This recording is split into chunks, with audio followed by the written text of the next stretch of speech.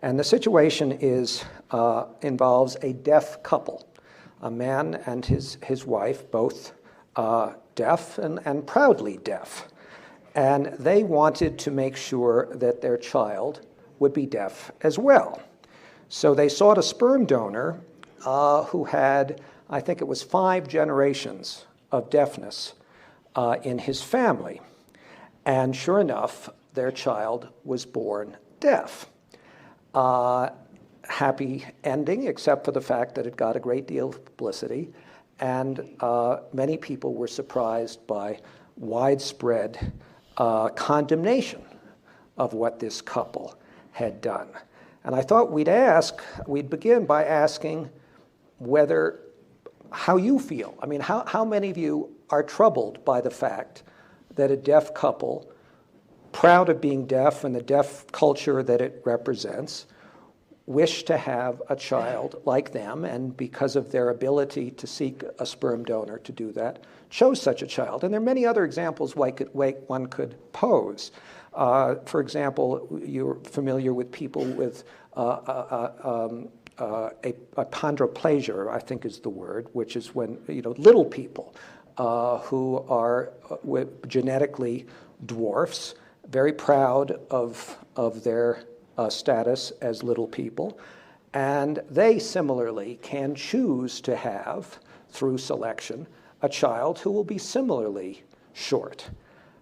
Is that something that is troubling to any of you? How many of you are troubled by parents who are either deaf or very short choosing their child to be the same? Looks like about half of the group. Another example. Can I ask you a question? I'm sorry. How many are not troubled by it? How many feel that this is understandable, appropriate? Interesting. Maybe about a third. It's hard to tell. Elliot, could you ask the same question of a black couple wanting a black child? I can. You can ask that couple, but I mean that's a black couple. They don't have to make a choice. Well, if one, for example, suppose one couldn't have a child, and they went to a sperm bank, how would people feel? We'll ask that question. The same thing. Would they select a black? Would that be any different? If they were black. Yeah. The question is it any different if a black couple that can't have children go to a sperm bank and specifically request a black donor? Okay. Well, sorry, let me ask another question, and then I'm going to ask Michael to comment on why it is that some people are troubled or not troubled by these examples. There was an advertisement in the Harvard Crimson a few years ago, and it was an ad posted by an infertile couple offering $50,000 for an egg donor. And the egg donor, however, needed to be at least 5 foot 10 inches tall, athletic, no family medical problems, and a combined SAT score of at least 1,400. Some people are laughing, but who was bothered by that? How? He wants a higher. He wants it. Is that too low for you? Now, who's bothered by that? Not as many people who think that's perfect. That's acceptable. That's most of you. Well, I wonder, Michael, what is it about these choices that makes people either queasy or not so queasy, and how is it different from the natural lottery that we all have when we choose a mate? Right. Well, in the first case, in the deaf by design, the deaf child by design, my hunch is if we ask people to give the reasons for their votes, those who were troubled, I imagine some people are troubled because they disagree with the couple that deafness is not a disability. They think this is inflicting a harm on a child. Am I on the right track, or some people? All right. Now, what's interesting about juxtaposing it to the egg donor case, the $50,000 egg with the high SAT scores, that objection doesn't hold. No one here would say, or would you, that having a child with 1,400 SAT scores is a disability or attractive and athletic. And yet there were still some people who were bothered by that. So from that suggests to me that deliberately conceiving a deaf child is objectionable not only because or insofar as it inflicts a disability, but it seems that there is some worry we have, and it's a worry I share, and I try to articulate what lies behind it. Not just about choosing a disability, but by the very idea of trying to design a child of a certain kind. Out of hubris or out of denying the child autonomy to choose his or her own life? Well, that's where it gets tricky, because one of the first impulses in explaining why a lot of us are bothered by this, and there is a sense, isn't this impairing the autonomy of the child, foreclosing certain choices that the child should make?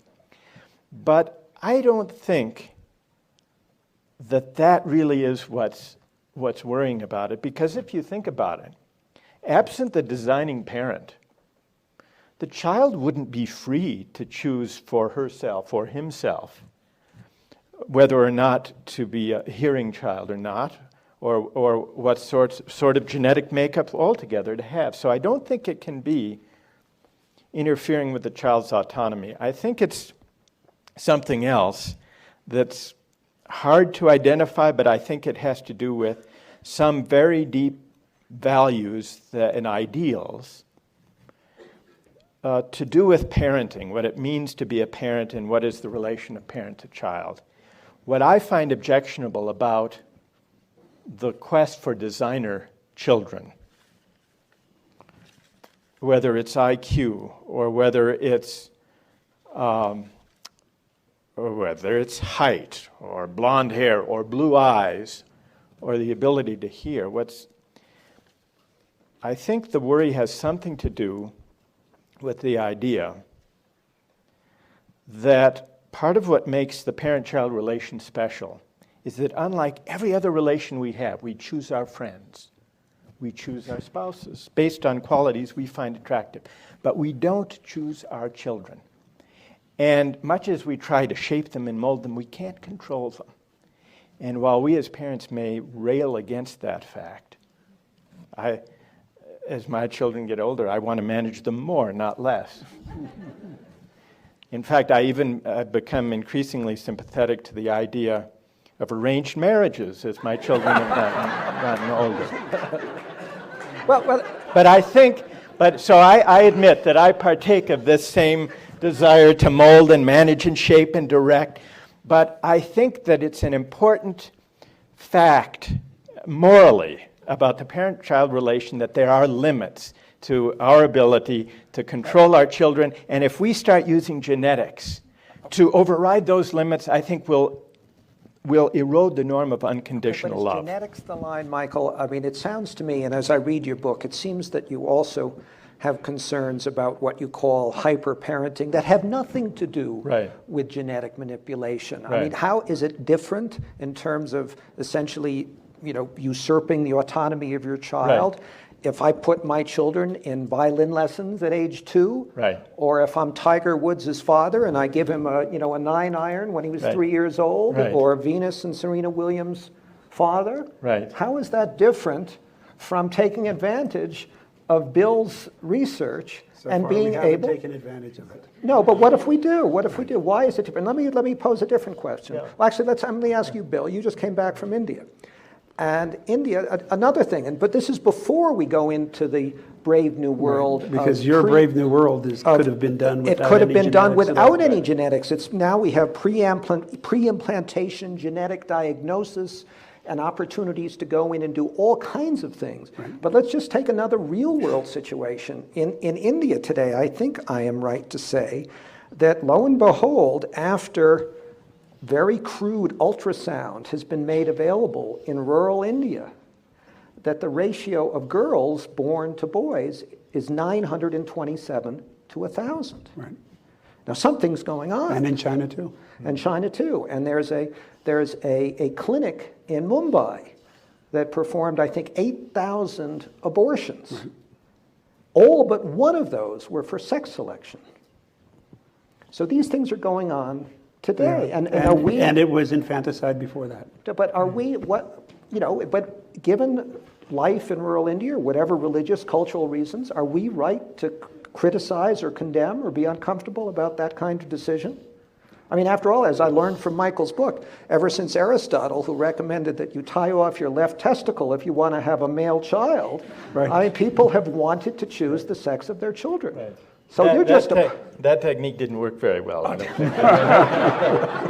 think.